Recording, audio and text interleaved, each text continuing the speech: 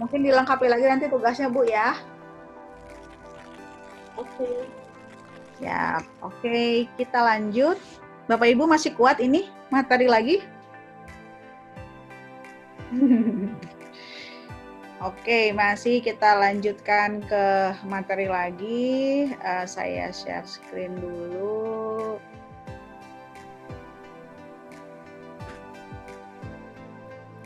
Masih semangat?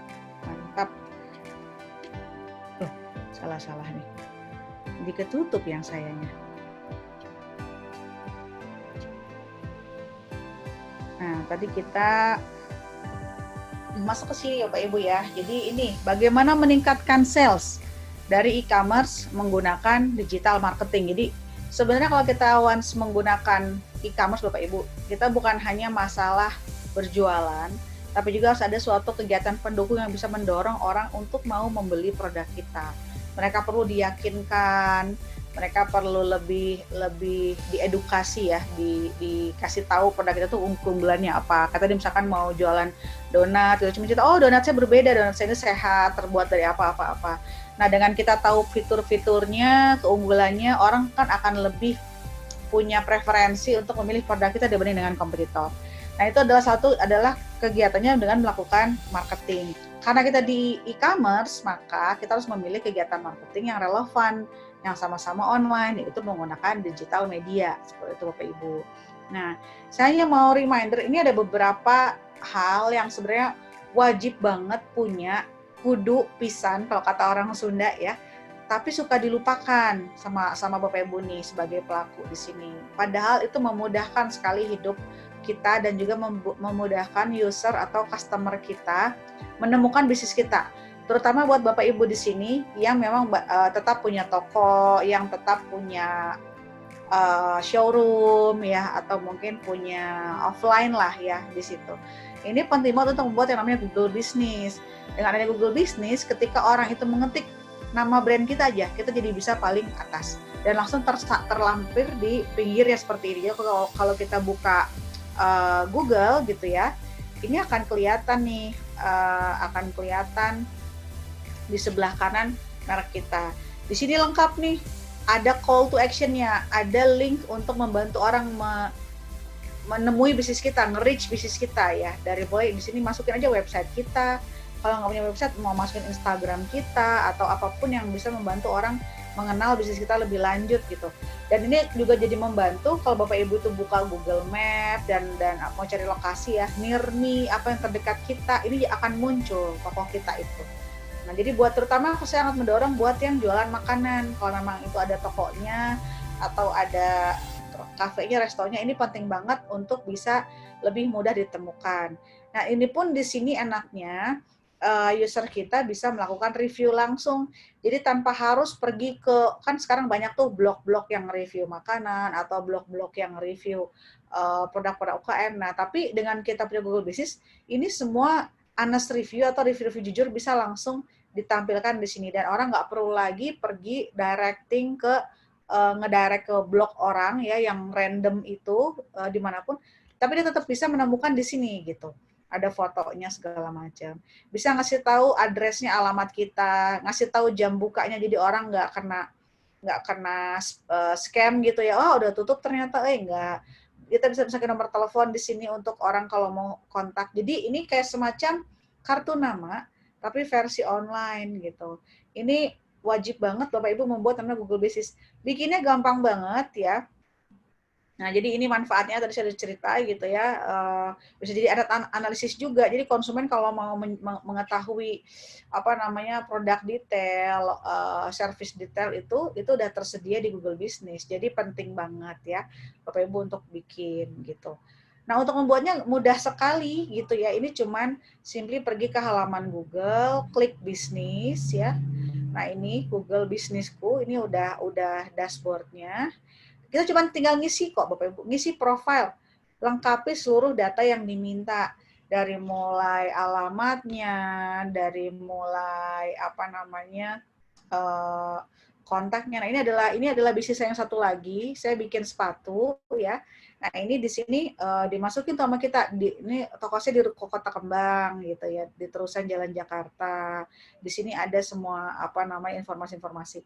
Ini penting banget untuk memudahkan orang mencari bisnis-bisnis kita, Bapak Ibu. Jadi mudah kayak ngisi Facebook. Pengen bersin, udah jadi. Oke. Nah, kedua yang penting juga adalah WhatsApp bisnis.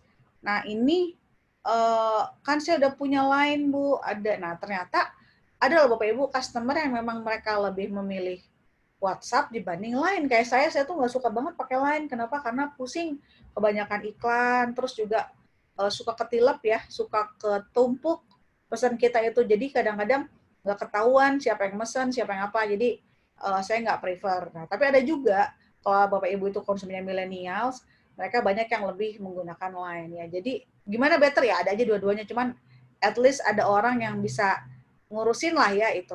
Nah, WhatsApp Business ini penting banget buat Bapak Ibu punya, karena ini bisa mengeluarkan fitur-fitur yang bisa memudahkan Bapak Ibu untuk berkomunikasi dengan pelanggan. Ini apa bedanya dengan WhatsApp biasa ya? Bedanya adalah pertama, tampilannya udah beda Bapak Ibu, tuh bisa lihat di sini. Kita bisa masukin produknya di sini. Ini akan membantu sekali mendorong penjualan langsung kepada konsumen kita. Ya, jadi produk kita simpan sini. Biar orang, ada produknya, jadi tertarik dan langsung kontak kita gitu ya. Kita bisa kasih keterangan apa itu penjelasan bisnis kita kayak gini. We offer freshly baked breads, cakes. Pasti jadi kita ini artinya misalnya kita menawarkan roti yang baru dibikin, cake, pastries, dan juga makanan penutup lainnya gitu ya.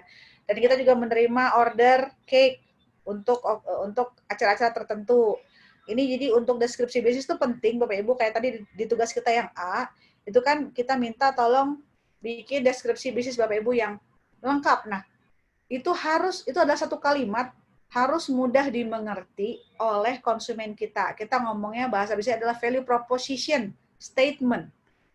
Jadi satu kalimat yang menjelaskan dengan jelas apa itu bisnis Bapak Ibu sekalian. Misalkan kalau tadi donat, kami menjual donat sehat dengan bahan baku seperti apa-apa sehingga rendah kalori. Nah, itu kan kayak wow, semua informasi penting ada dalam satu kalimat gitu. Nah, itu adalah penting Bapak Ibu untuk membuat namanya deskripsi dari bisnisnya agar lebih mudah untuk dimengerti oleh pembelinya.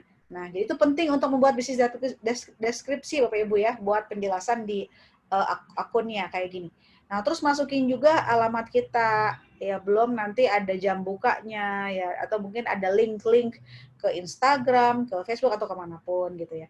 Nah, keunggulannya adalah pertama, ini bisa membantu kita untuk membalas pesan secara otomatis ya. Terus juga, jadi ibaratnya kalau sekarang yang keren adalah ada chatbot. Wah, chat yang dibalas oleh robot. Siang, jadi kalau kita ke WhatsApp bisnis itu, kalau ada yang customer yang beli, kan kita nggak selalu pegang handphone, Bapak Ibu ya.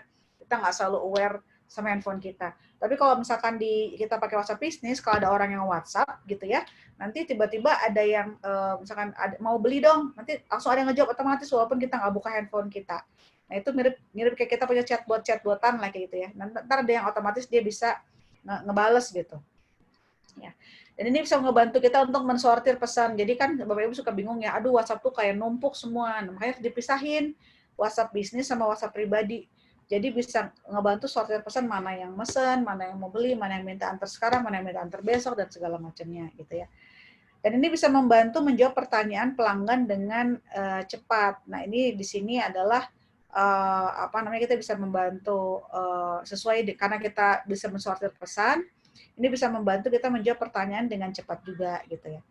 Terus ada fitur katalog seperti yang ini kelihatan ya, ada list dari produk-produk kita gitu ya.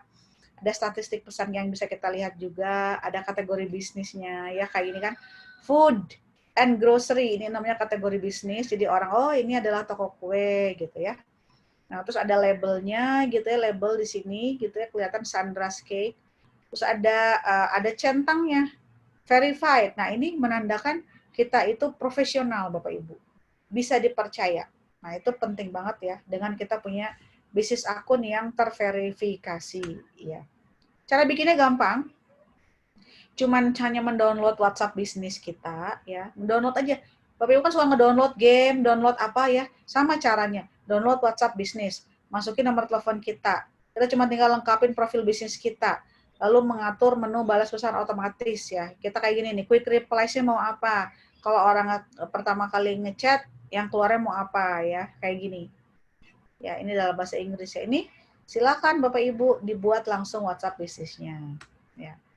Nah, yang ketiga yang saya juga saranin Bapak Ibu punya adalah website bisnis. Walaupun tidak selalu untuk berjualan ya, tapi juga bisa ini menjadi sebuah identitas online atau juga bisa membantu membangun reputasi online yang baik dan profesional. Jadi walaupun kayak ini nggak dipakai buat jualan, tapi kalau orang nge-search itu bisa ngebantu kita jadi selalu ada pada page pertama gitu ya. Terus juga ya, jadi ini nggak hanya untuk berjualan, tapi juga bisa membantu orang, oh ternyata ini bisnisnya ada, bisnisnya nggak kaleng-kaleng, memang real gitu ya, nggak bohongan gitu. Nah itu bisa dibantu dengan membuat website bisnis. Caranya ya ini kayak kita pengen bikin, nah ini teknis banget gitu ya, mungkin nanti Bapak Ibu bisa ngobrol langsung dengan mentornya, karena ada yang gratisan juga. Kita bisa bikin pakai WordPress contohnya ya, ini bisa gratisan gitu ya, kita cuma tinggal menginstal WordPress, kita mau pilih tema yang seperti apa yang kita pengen buat tampilan website kita, lalu kita memasang plugin-plugin yang dibutuhkan, ya lalu kita lakukan optimasi web. Bisa ini gratisan gitu ya. Nah, ini ada beberapa domain yang populer saat ini, bisa .com, .net, .org, .info, .biz, .id, terserah Bapak Ibu, dan masing-masing ini ada konsekuensinya gitu ya. Kalau misalkan .com ini mungkin World Wide Web gitu ya. Kalau .id ini khusus buat website yang Indonesia contohnya ya. Ini dari yang .co.id. Kalau misalkan .org ini biasanya buat organisasi, yayasan seperti itu ya. .biz khusus buat bisnis, ya itu silakan Bapak Ibu, gimana tergantung cakupan yang mau diraih itu sejauh apa kayak gitu ya.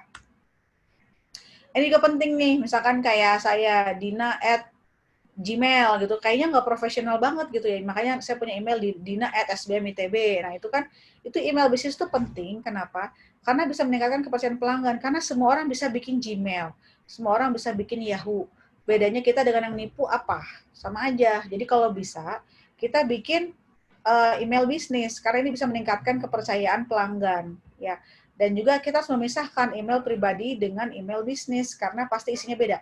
Email pribadi kan isinya notifikasi Bukalapak, notifikasi belanja, belum notifikasi games yang kita mainin. Nanti nyatu Bapak Ibu sama orderan dan segala macam, jadinya pusing sendiri.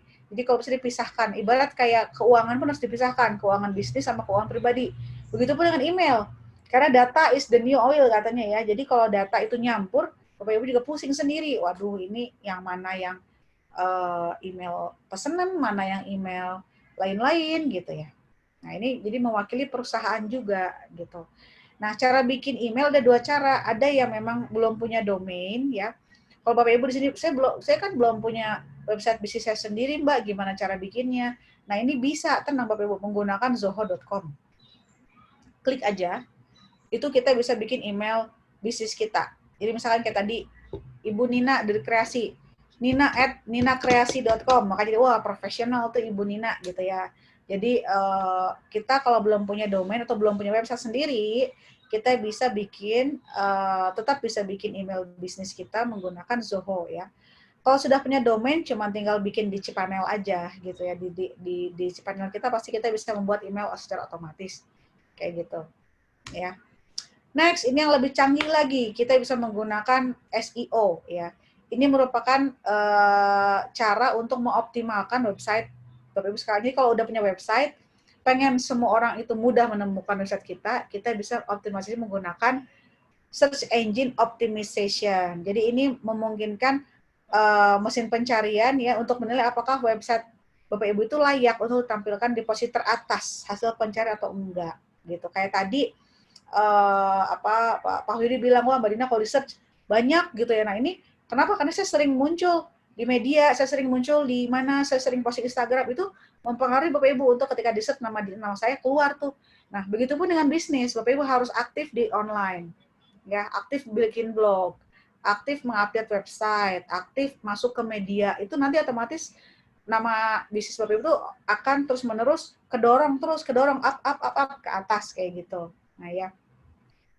Nah, dengan kita menggunakan SEO ya, jadi orang-orang itu bisa menemukan website Bapak Ibu dengan mudah dengan menggunakan kata kunci tertentu ya. Jadi ini bisa memberikan informasi yang relevan ya, menjadi mesin pencari yang andal dan mendatangkan lebih banyak organic traffic ya. Nah, jadi SEO itu tapi Bapak Ibu bukan pekerjaan sehari semalam seperti sang kuryang gitu, enggak. SEO itu adalah proses yang tiada akhir, yang harusnya website itu harus terus-menerus dioptimasi gitu ya. Nah, jadi Bapak Ibu harus memahami kerjanya. Memang ini agak sedikit teknikal ya, kalau Bapak Ibu yang udah punya website gitu ya. Misalkan contohnya kita bisa melakukan dengan cara misalkan meningkatkan postingan-postingan blog. Misalkan kalau kita adalah berjualan suplemen mengkudu gitu ya. Nah, Bapak Ibu harus sering membuat orang itu dengan mudah. Kalau nge-search mengkudu, website kita itu harus selalu jadi rujukan pertama di halaman pertamanya Google, kayak gitu. Gimana caranya kalau untuk SEO itu ada yang memang dia berbayar, ada yang enggak. Untuk yang enggak berbayar, misalkan ya, Bapak Ibu bisa membuat, misalkan kan itu ada blog tuh. Harus sering bikin tulisan Bapak Ibu. Manfaat mengkudu. Pokoknya mengkudu adalah keyword, adalah kata kunci. Pokoknya sering bikin tulisan yang ada mengkudunya. Misalkan dalam satu postingan blog gitu ya, misalkan 500 kata, 100 katanya tuh mengkudu, gimana caranya gitu ya. Mengkudu. Semakin sering mengkudu itu ada di website kita, semakin mudah kita mendapatkan quality traffic. Gitu.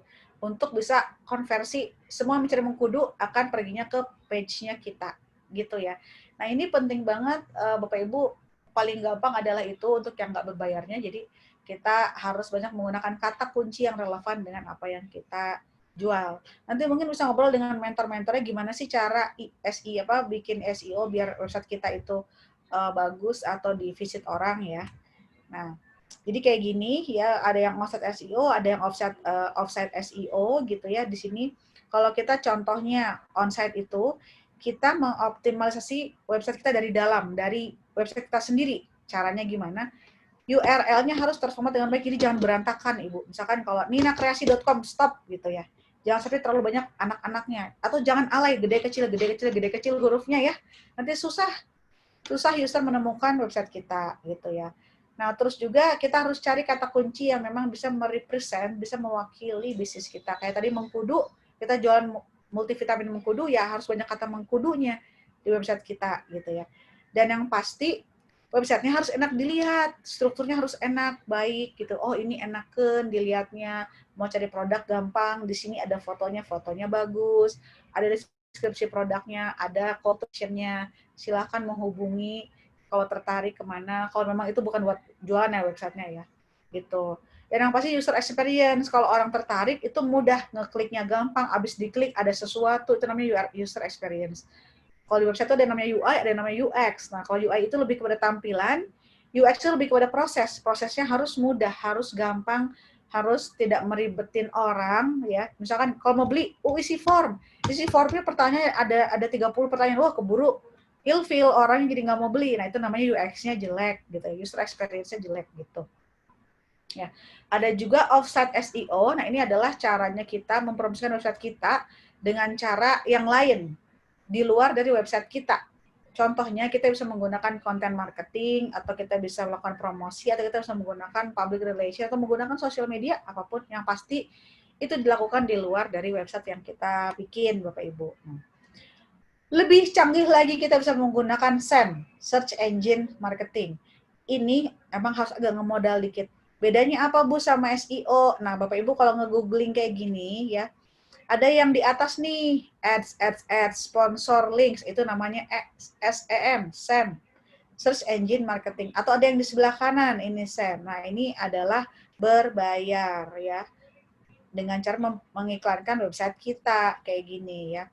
Jadi kebanyakan biasanya mesin pencari itu menggunakan metode pay per click. Jadi kalau misalnya ada yang ngeklik, baru itu kita harus bayar, kayak gitu. Jadi kalau yang nggak banyak ngeklik, ya nggak harus bayar gitu ya.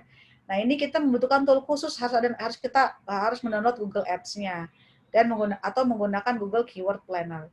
Later Bapak Ibu bisa ngobrol dengan mentornya gimana cara menggunakan ini ya, tools khusus ini. Jadi ini boleh Kalau Bapak Ibu punya uang ekstra untuk digital marketing, silakan lakukan SEM. Ya. Yang ketujuh, kita bisa menggunakan sosial media marketing. Nah, ini kita lihat kalau dari Overlu ini ada data ya. Yang paling banyak digunakan adalah Facebook. Saya pikir Instagram loh, padahal enggak, Facebook. Ternyata memang Facebook itu lebih luas Bapak Ibu. Dia bisa menjangkau segmen dari mulai A, B, B, C plus gitu. Dia bisa menjangkau lebih luas pengguna Facebook itu.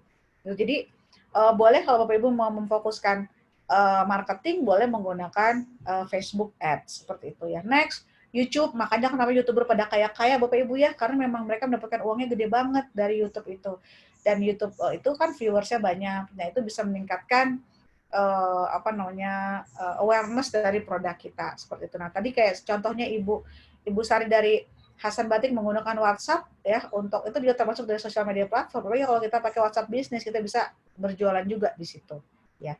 Nah, jadi tapi Bapak Ibu perlu tahu, kebanyakan tujuan dari Facebook marketing itu adalah untuk meningkatkan brand awareness. Nah, seperti yang saya bilang, dari orang tahu sampai orang mau beli itu action ya, itu prosesnya masih panjang Bapak Ibu. Jadi jangan senang-senang dulu, jangan dipikir selesai kalau kita udah melakukan Facebook Ads misalkan atau Facebook marketing gitu ya. Karena itu tetap harus kita maintain.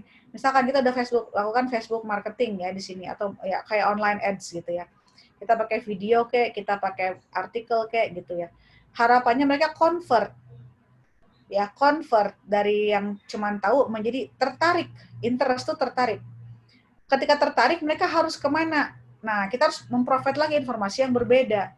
Ada FAQ, ada apa yang sering ditanyakan, ada detail mengenai ingredients, misalkan kalau kita bikin makanan gitu ya.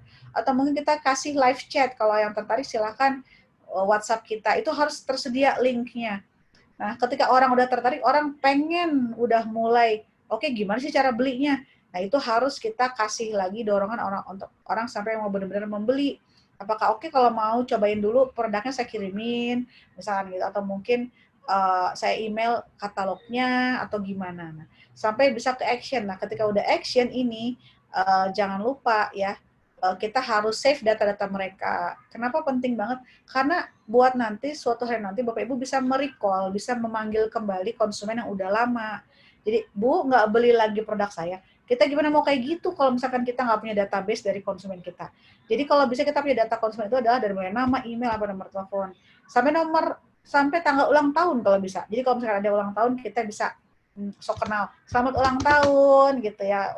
Semoga berumur. Apakah mau mencoba donat dari kita untuk jadi kue ulang tahunnya? Ya, kenapa enggak gitu ya. Jadi itu kita harus selalu melakukan mempunyai database dari konsumen kita ya, Bapak Ibu ya. Gitu. Jadi tujuan dari Facebook marketing itu dari mulai meningkatkan engagement, bisa meningkatkan traffic website, dan juga kita bisa mendapatkan leads. Leads itu adalah gimana caranya orang bisa directly secara langsung pergi ke websitenya kita, gitu ya. Nah, jadi beberapa ya strategi sosial media yang efektif dari mulai Instagram marketing, kita tambah Instagram Ads, kita tambah Facebook marketing, kita tambah dengan influencer. Wah, kelar, semua kita lakukan ini ya. Kalau masih belum jualan juga, ada yang salah. Jangan-jangan kontennya. Jangan-jangan kita nargetin orang yang salah. Ya, buyer persona salah. Jangan-jangan strategi kita juga salah gitu. Kalau semua udah dilakuin gitu ya, Bu, saya udah bikin konten yang bagus di Instagram marketing, saya udah bikin Instagram Ads, saya udah bikin Facebook marketing, Bu. Saya udah sama influencer udah, Bu, tapi salesnya gitu-gitu aja. Wah, jangan ada yang salah. Gitu. Jangan ada yang salah ini.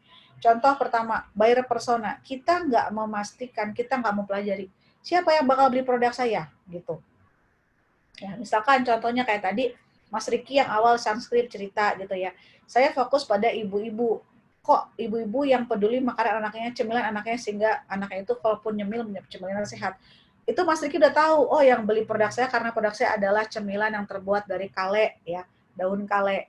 Siapa yang mau nyemil daun kale sih kalau bukan orang yang peduli kesehatan? Berarti saya nggak bisa ngepromoin produk saya kayak saya jualan seblak. Karena itu dua hal yang berbeda.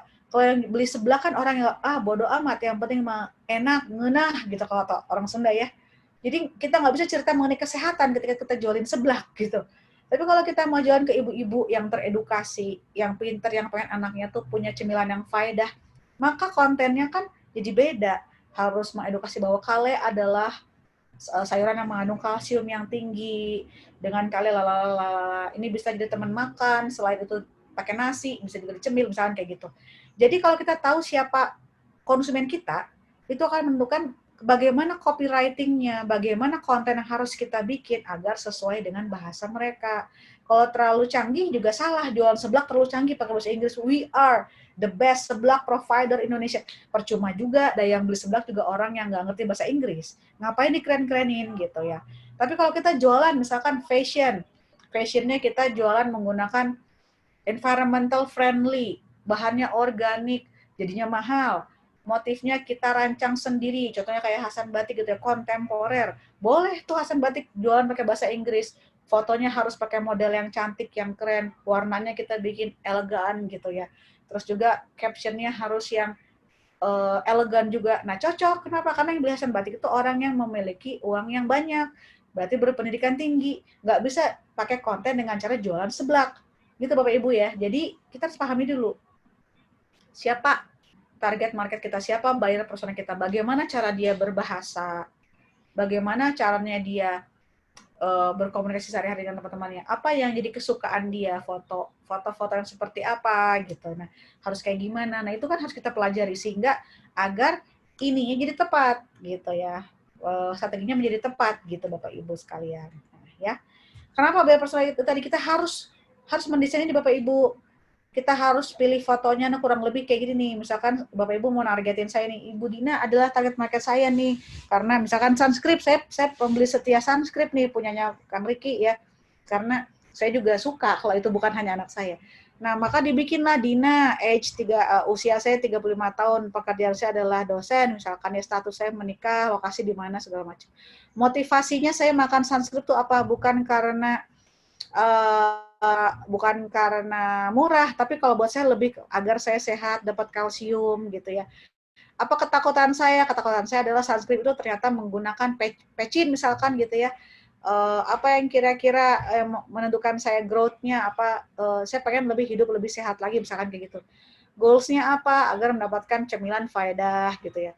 Frustasinya apa? Dapatnya susah misalkan gitu Sunscript itu. Nah, ini harus dijelasin Bapak Ibu, dibikin buyer personanya. Sehingga kalau kita mau mendesain konten marketingnya itu jelas terarah, tepat sasaran, nggak ngarang-ngarang kayak gitu ya Bapak Ibu. Nah ini penting buat Bapak Ibu bikin gitu ya.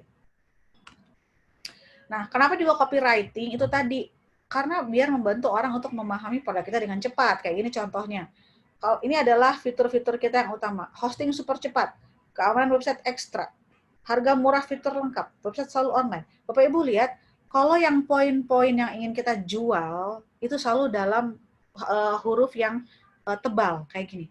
Penjualannya pasti hurufnya lebih tipis agar orang fokus pada keyword aja gitu. Kalau semuanya tebal pusing baca website ya Bapak Ibu ya.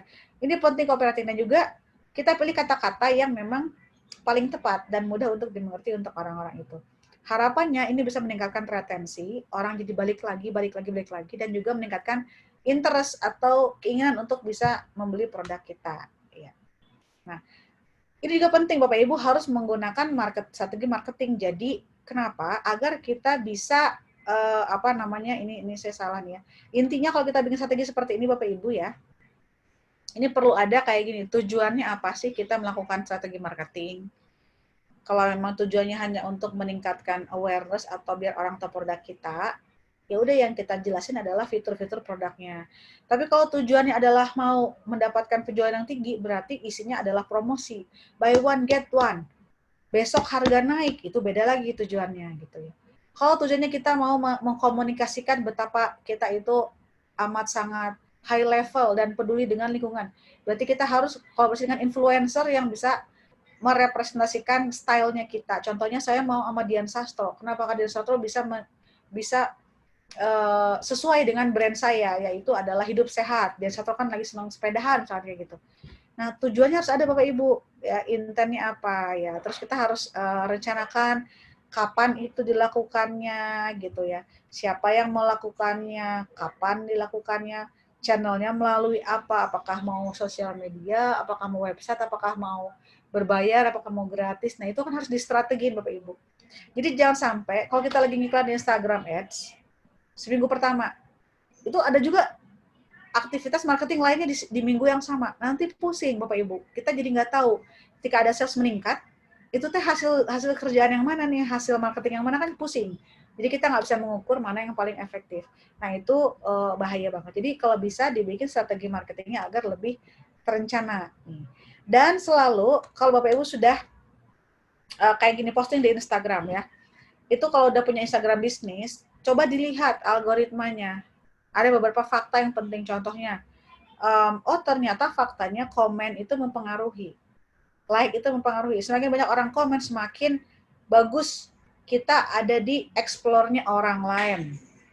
Jadi makanya Bapak Ibu perhatiin aja. Influencer, artis, kok kayak banyak waktu banget ya balesin komen. Karena semakin dia balesin komen, semakin orang komen kan. Semakin orang komen, semakin bagus engagement dia di Instagram. Semakin bagus engagementnya, semakin orang mudah mendapatkan akses terhadap website Instagram kita. Kita tidak ada di explore orang-orang, sehingga orang yang mau jadi ngeklik. Nah, itu penting. Nah, foto juga ya penting banget gitu, formatnya harus jelas dan sesuai dengan target market yang mau kita tentukan ya. Ternyata kalau kita mau saya mah gampang beli aja bot ya, robot, misalkan follower palsu, komen palsu, likes palsu, itu ternyata nggak dihitung Bapak Ibu. Jadi nggak akan dihitung untuk menjadi engagement. Jadi percuma Bapak Ibu ya, itu cuma buat gaya-gayaan aja tapi ternyata tidak meningkatkan engagement. Terus panjang komen juga mempengaruhi engagement. Jadi kalau bisa komennya tuh panjang-panjang. Jadi semakin kita tanggepin teh kan semakin senang ya netizen gitu ya. Nah itu ternyata bisa meningkatkan engagement gitu ya. Nah, jadi faktor utama ini harus dilihat adalah dari mulai interest, hubungannya, waktu kapan yang harus kita ngeposting dan frekuensinya ya, kapan kita harus sering ngebuka gitu, dan juga kita harus ngefollowing siapa, penting juga karena akan mempengaruhi apa yang ada di explore kita. Nah, ini kan tadi udah tugasnya Bapak Ibu ya. So, terima kasih, materinya cukup. Kita punya 15 menit untuk tanya jawab. Mungkin silahkan yang mau bertanya, mungkin kita dari chat dulu. Pak Wahyudi, gimana baiknya dari chat aja ya? Mangga Teh Dina, kalau ada dari chat. Biar nggak berisik, kita dari chat aja ya. Kita punya 15 menit karena ini di sini udah azan. Oke. Oke. Sambil nunggu QA session Bapak Ibu, ada 20 yang belum ngejawab survei. Tolong diingetin lagi, kita ingetin lagi untuk isi survei formnya ya, Bapak Ibu. Oke, mana yang nanya ini tadi? Ada yang nanya, saya scroll dulu.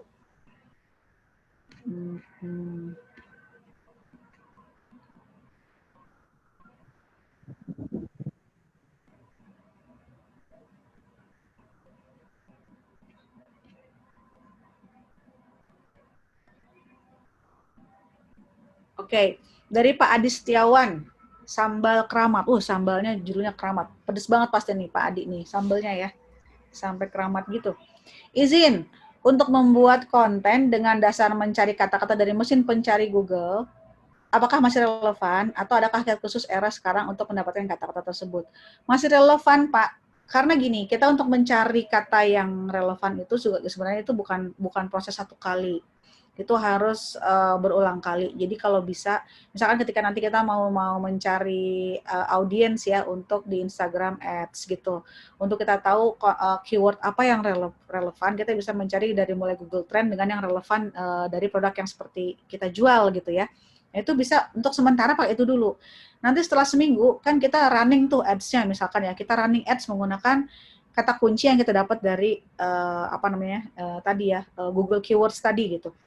Ternyata nggak ngaruh, nggak ada yang visit, nggak ada yang likes, nggak ada yang gimana. Nah berarti kita lihat, salah, ya udah di revise keywordnya. Jadi memang pencarian keyword itu nggak ada suatu, nggak bisa sekali jadi Bapak Ibu. Karena kita terus merefresh sampai akhirnya ada result dari si kegiatan Instagram berbayar kita. Itu contohnya aja ya. Jadi masih relevan masih, tapi tetap harus terus-menerus kita evaluasi. Oke. Itu tadi kita. Nah, dari Mas Agung Satrio, yang lebih efektif dan efisien promosi di Google Ads atau Instagram Ads Mbak Dina? Nah, tergantung. Google Ads, kalau Pak Agung udah punya website, itu efektif aja sebenarnya. Karena kan biasanya linknya itu akan ngomongnya ke website kita. Tapi kalau belum punya website, tapi kita mengandalkan sosial media kita bisa Instagram Ads ya.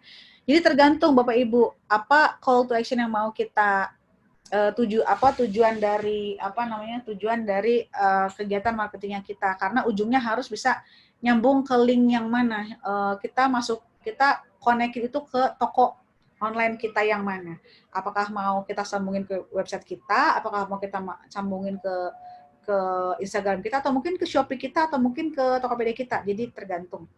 Cuman kalau Bapak Ibu ini Bapaknya punya website ya mungkin Google Ads bisa, Instagram juga bisa gitu ya. Tergantung tadi buyer personanya seperti apa. Kalau kebanyakan itu adalah millennials, mungkin Instagram lebih relevan.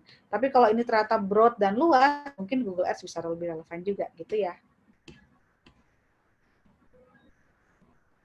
Nah, ini ada lagi pertanyaan dari Nur Hasni Rauzi. Ibu Dina, saya Hasni dari Zayan Homemade. Produk saya sarden beku dan sekarang proses kaleng. Wah, keren. Wah, keren nih udah dikalengin. Produk tanpa pengawet, tanpa penyedap, dan tanpa pewarna. Mantap. Saya masih gaptek FB Ads dan IG Ads. Boleh tahu bagaimana cara buat handstand? Handstand tuh berdiri di atas tangan, Bu. Hashtag kali ya maksudnya? Hashtag. Dan pemasaran di FB dan IG. Terima kasih. Nah, Bapak Ibu, kalau udah punya IG bisnis atau mungkin FB for bisnis ya, itu kita mau execute iklan tinggal ngeklik iklan. Atau mungkin kita punya postingannya dulu, nanti ada di situ keterangan iklankan postingan ini. Udah, itu tinggal diklik doang Bapak Ibu. Nanti ada beberapa yang harus diisi, ya udah isi aja gitu. Nanti ada reportnya, ada laporannya. Berapa yang udah nge-view, berapa yang udah klik. Sesimpel itu. Bapak Ibu juga boleh coba aja di search ya. Saya nggak bisa jelasin teknis gitu di sini. Cara melakukan Instagram Ads itu udah banyak banget di YouTube. Tapi intinya posting dulu ya. Nah tapi yang dengan catatan postingan itu emang harus appealing ya. Dia harus kontennya itu fotonya atau posternya itu harus mendorong orang untuk mau ngeklik dan membeli gitu ya. Pakai captionnya nanti kalau dari posting kita bisa run ads. Kita bisa ngeklik dan kita mulai melakukan promosi menggunakan konten tersebut. Sisanya tinggal diisi, audiensnya mau siapa, relevan brandnya mau apa, segala macam. Tinggal diketik itu semua Bapak Ibu. Gampang sekali. Ya.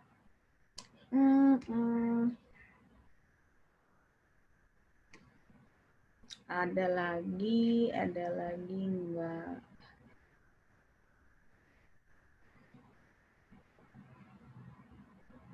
Kayaknya udah nggak ada lagi. Tiba-tiba ada 15 new message. Itu yang baru-baru kayaknya ya. Oke. Saya coba biar nggak ada yang kelewat.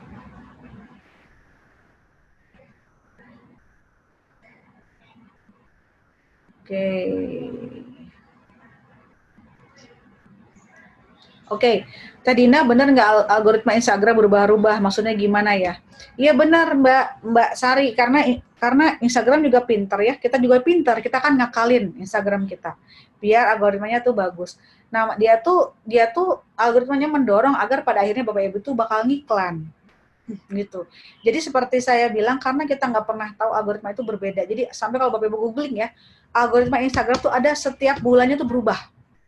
Ya, setiap tahunnya berubah apalagi. Jadi kalau dulu kita mau posting waktu tuh masih ngaruh Bapak Ibu. Jam 5 lebih bagus gitu ya. Sekarang udah enggak. Dan sekarang tuh kalau kita ngepost itu udah kalau dulu ngepost tuh otomatis ada di semua IG akunnya teman-teman kita gitu. Dan sekarang belum tentu, hanya yang memang aktif berhubungan dengan kita. Jadi algoritmanya terus-menerus dibikin pintar sama si Instagram agar orang itu pada akhirnya bakal ngiklan kalau buat yang memang dia untuk berbisnis gitu. Nah, jadi di situ memang berubah-ubah terus. Nah, yang Bapak Ibu bisa lakukan, makanya seperti yang saya bilang adalah harus di-combine yang online-nya sama yang free-nya dan yang berbayarnya gitu, harus di-combine. Jadi nggak bisa semuanya nggak berbayar kayak gitu ya. Jadi biar kita tetap bisa mendapatkan itu tadi, kalau yang tidak ter-reach dengan yang organiknya kita bisa kombinasi dengan yang berbayar gitu ya. Oke. Apakah tagar dari Nyonya Mas? Apakah dia Smarta? Satu, apakah tagar itu mempengaruhi setiap postingan di sosial media? Sekarang walaupun sekarang secara algoritma katanya sudah mulai dibenahi, tapi kalau saya sendiri masih nge-search menggunakan tagar Bapak Ibu. Jadi minimal itu karena ada aja konsumen yang masih menggunakan tagar untuk mencari pencarian, misalkan hashtag sepatu anak hiking gitu ya, itu ternyata masih ada aja gitu menggunakan tagar. Jadi why not juga sih sebenarnya menggunakan pengen bersin. Milah. Jadi why not juga menggunakan tagar gitu, jadi nggak masalah. Terus apakah penting memberikan caption untuk sebuah produk diiringi dengan sedikit history atau cerita apa dan mengapa tentang produk? Oh, penting banget. Jadi pertama kalau Bapak Ibu ini jualan produknya ada value yang ditingkatkan. Misalkan gini, kita menjual kopi puntang. Saya baru dari Puntang kemarin. Kenapa kita kopi puntang itu lebih menjual dibanding kita mau cerita kopi saya ini beans-nya harganya sekian. Kopi puntang ini dipetik langsung oleh petani Gunung Puntang. Petani Gunung Puntang ini cerita-cerita. Jadi ada ceritanya. Nah, dengan ada cerita itu bisa membuat produk kita jadi nilai tambahnya lebih bagus lagi gitu. Atau contohnya kalau ada satu brand namanya Sejauh Mata Memandang, dia itu bikin batik ya. Nah, dia satu scarf aja Bapak Ibu harganya 600.000 gitu ya. Kok bisa? Karena dia bercerita. Scarf saya ini yaitu dibuat oleh dibuat handmade di suatu desa di mana ibu-ibunya adalah total ibu-ibu rumahan yang kebanyakan adalah janda dan ini totally organik, tidak menggunakan pewarna yang buatan segala macam. Itu cerita penting. Itu bisa membuat orang lebih akan beli produk kita dan juga bisa meningkatkan branding dari produk kita itu sendiri. Tips endorse, jangan hanya tergiur oleh jumlah follower. Karena kadang-kadang yang follower cuma 20.000, tapi yang nge-following dia orang-orang penting itu lebih penting, Bu. Dibanding 100.000 followernya, tapi yang nge-follow dia alay semua. Itu juga nggak ini. Makanya tergantung Bapak Ibu. Kalau Bapak Ibu ini memang targetnya alay, berarti cari misalkan Nikita Mirzani. Oh, saya mau ngandas Nikita Mirzani. Kenapa? Karena followernya alay semua. Cocok nih buat saya. Ya udah gitu. Tapi kalau produk saya adalah environmental friendly, saya peduli sosial, saya adalah peduli anak, keluarga, saya ngendorse Dian Sastro, nggak Nikita Mirzani, karena beda target marketnya. Nah, pilih influencer yang sesuai dengan tema produk Bapak Ibu sekalian. Ya, itu adalah tip endorsement. Ya. Dari Mas Adi Setiawan, untuk mesin pencari saat ini paling relevan dari mana ya? Misal saya ingin mencari keyword, ya Google lah Pak, karena semua orang pakainya Google. Jadi Google aja dulu yang paling gampang, yang Google search ya. Oke, iya. Kan bener kan kata Mas Zaidil Firzani, ternyata jumlah komen mempengaruhi engagement ya. Pantas dulu pas bikin lelang online produk via komen IG ngaruh banget, sampai artis ada yang komen jadinya nambah rame lagi. Nah benar tuh, setuju banget. Jadi jangan males ngebalesin komen Bapak Ibu. Mau nggak penting balas aja pakai kata-kata gitu ya, ngaruh itu. Ini Teh Dina mau nanya dari Mas Irsan, strategi umum buat yang bergerak di B2B baiknya gimana ya? Nah, B2B ini agak beda nih Pak Irsan ya. Karena kan kalau tadi yang saya banyak ceritakan itu kebanyakan memang untuk berjualan pada konsumen langsung, yaitu B2C. Kalau B2B beda lagi nih kebetulan gitu ya. Caranya approach-nya beda. Kita harus, yang penting kalau B2B adalah yang pertama harus appear dulu di first page Google. Search, once orang nge-search suatu keyword produk yang relevan dengan produk kita, dia harus ada yang paling depan. Makanya penting banget website bisnis itu penting banget gitu ya. Dan harus jelas orang salesnya, call to actionnya, karena pada akhirnya kan semua akan direct selling Bapak Ibu. Kalau untuk yang B2B, jadi memang berbeda. Nah, ini nomor satu adalah harus appear dulu di media-media agar memudahkan orang untuk mendapatkan akses menuju produk atau service yang kita tawarkan. Itu kalau di Google untuk B2B ya. Tadi udah tips Instagram Ads agar pecah telur, relevansi Bapak Ibu. Makanya kalau kita ngiklan di Instagram itu nggak mungkin sekali dan langsung sukses ya. Ada yang cuma sekali terus nggak ngaruh ya, viewersnya nggak ada yang les, nggak ada yang apa, terus menyerah, ya udah nggak bisa, karena itu kita harus pelajari algoritmanya, kita harus pelajari, oh kira-kira berarti audiensnya salah nih, saya nargetinnya kata-katanya salah, apanya salah, segala macam, harus dibenerin apanya nih. Nah makanya Bapak Ibu jangan lupa dokumentasikan semua kegiatan advertising kita agar kita bisa mengevaluasi kayak yang saya bilang tadi gitu ya. Makanya kita berikan tugas yang D tadi di kolom D itu untuk kita bisa menganalisa performa dari kegiatan marketing kita. Karena kalau kita nggak menganalisa dari yang kegiatan sebelumnya, mana kita tahu mana kita bisa perbaiki untuk kegiatan yang berikutnya gitu ya. Penginputan hashtag kiat-kiatnya ya benar-benar harus masukin semuanya gitu ya, dan coba search sendiri hashtag apa yang paling banyak. Kalau Bapak Ibu nge-search dulu, misalnya kita jualan sepatu anak nih, kita pakai dulu sepatu anak di search, apa yang paling banyak keluar di atas. Nah itu masukin aja yang paling atas, terus sampai masuk ke bawahnya gitu. Jadi harus research dulu Bapak Ibu, nggak bisa ngasal hashtag itu. Coba research dulu sekarang gitu ya, hashtag sepatu anak. Yang keluar banyaknya apa? Sepatu anak Indo, sepatu anak murah, sepatu anak cantik, sepatu anak apa. Pakai aja itu semua hashtag yang top 5-nya ya, agar kita ketarik, kita bisa pansos ya, panjat sosial ya. Terima kasih Dina. Dina luar biasa nih.